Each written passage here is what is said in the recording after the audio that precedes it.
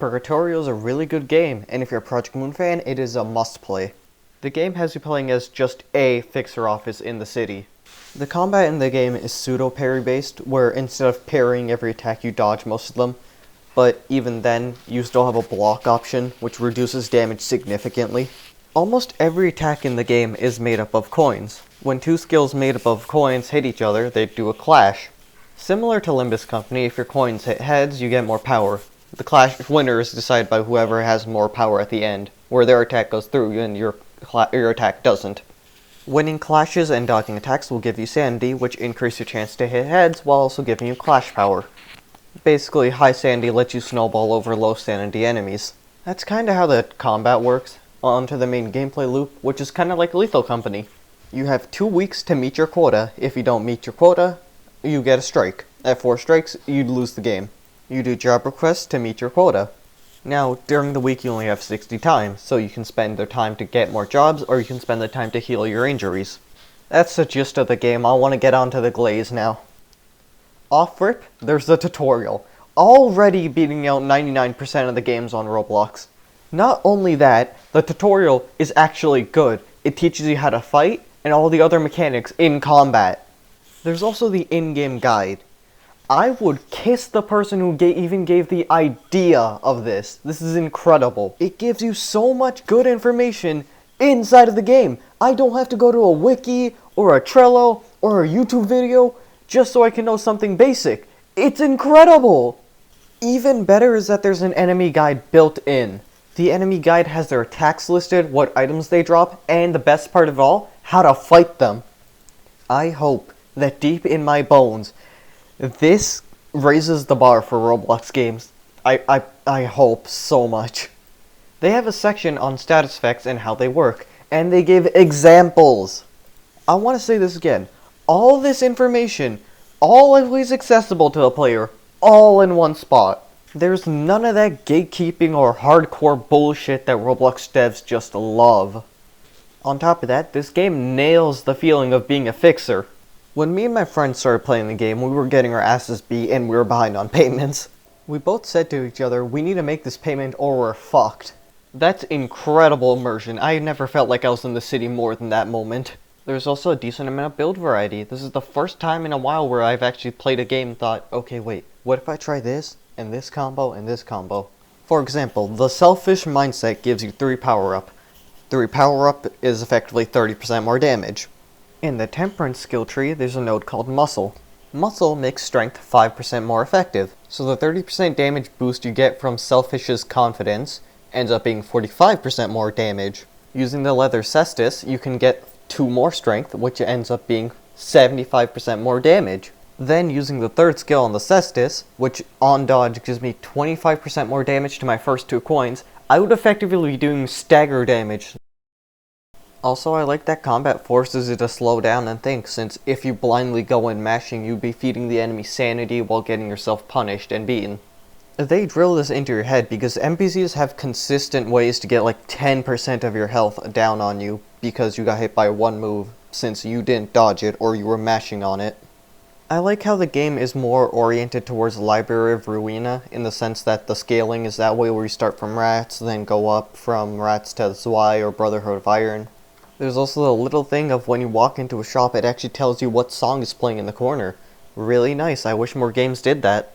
Another thing that's great is that the game actually has voice acting, or voice lines, I don't know what to exactly call it. But when fighting the Center of Envy, she actually makes sounds. There's also voice songs that play in the background when you're fighting bosses. Unknowingly, they're too faint to hear since bosses are just significantly louder. Though, like Limbus Company and Library of Ruina, they have the lyrics popping up on your screen.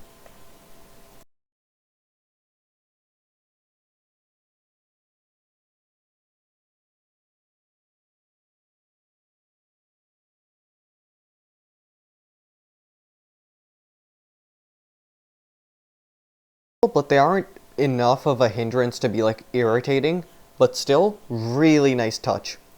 Now, onto complaints, and the first one, it would be weapon balancing. The starter sword is super consistent with its clashing while the rat dagger isn't. Then you have the burning bat, which is just horrible. Burning bat is a burn charge weapon. But because it's a charge weapon, you need charge to be able to use some of its skills. That's the issue though, if I'm not able to generate charge, I can't use most of its skills, and God forbid that the one skill that you have or not one skill, but the two skills that you have access to don't give you good clashing. You're kinda screwed in terms of charge then. Burning Bat especially only has one skill that generates a charge. Its second skill is a self-buff, which hurts you, which I don't know why they made it so it hurts you. If I was to change how charge skills work, it's that you can still use the skill without the charge, it's just that it's weaker, either in clash power or you don't have any of the on-hit effects, or both. There's also enemy targeting in combat, which feels super random and sporadic. Like, me and my friend were fighting somebody, I don't remember what it was, either rats or a boss, but we were both hitting him, boss is on me, I'm getting ready to dodge their attack, randomly 360s and hits him, and then he dies because he wasn't expecting it. Sprinting in combat is annoying because if you try to run from a fight, you get slower and slower until you eventually get stunned, which, like, I can understand if you want to prevent players from trying to run away from fights, but also, that stun is, like, way too much. Also a skip cutscene button because I'm tired of watching the butcher distort. I also think that there's no point of trying to defy the index because there's 10 times more of a problem when you do defy the index. Also, some other way to get the Sin of Envy, because if you don't do the questline to get the Sin of Envy, you're locked out of that Sin resonance for the entire game.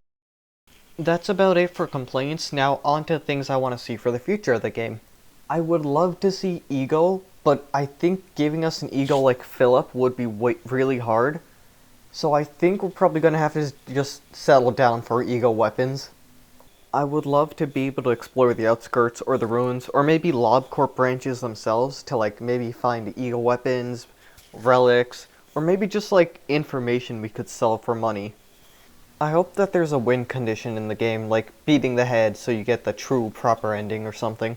Starting off as a syndicate would be really cool, and maybe eventually you're able to, like, join as a small branch of a bigger finger. Some kind of permanent upgrades, like being able to choose your starting weapon or your starting gear. Also, having permanent hires at your office would be pretty cool. You can send them out to do requests without taking time out of your day, but they won't be available until after the set amount of time is done. Downside of this, though, is that they're going to take some money and they need to heal after a while. You could also bring them along with you for your requests. Another idea is events that can happen during your requests. Like a rat coming up to you asking you to escort them, or maybe there's a shop that sells cheap items. Maybe there's a strife in the back streets and you can choose which side to take. Maybe you want to fight both of them, or maybe you just want to leave and not choose any side. Anyways, that's mostly what I want to see in this game. Obviously there's more, but you know. My hopes for Purgatorio are really high, mainly because the devs actually care about making a game and not an infinite playtime simulator, or a gambling simulator.